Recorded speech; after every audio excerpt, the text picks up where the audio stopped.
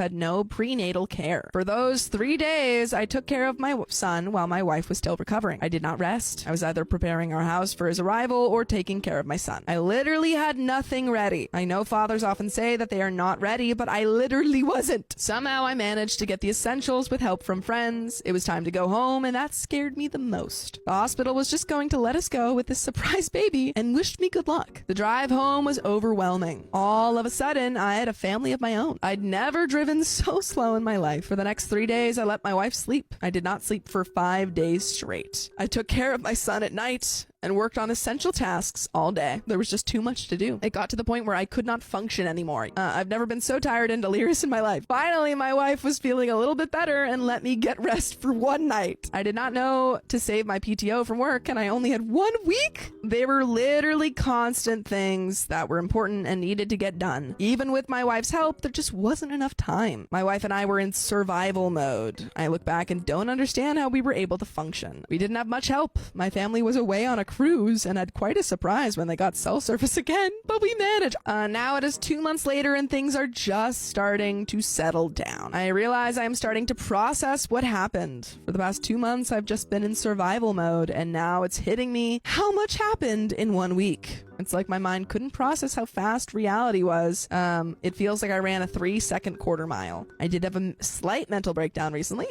I feel like most people think that time has passed and everything's okay now, but it's lately that it's been hitting me so much harder. How much my life changed. I love my wife and son, but I cannot help looking back and feel like I should have done more and been more prepared. Now I know what everyone's gonna ask. How did you not know? That's the number one question I get, and my wife gets as well, but there was literally no signs. My wife had no morning sickness, did not show. My wife even claims to have had her normal cycle the whole time. Just 2 weeks before my son was born, we had no idea he even existed. Is it wrong that now that things worked out, I feel the weight of what happened?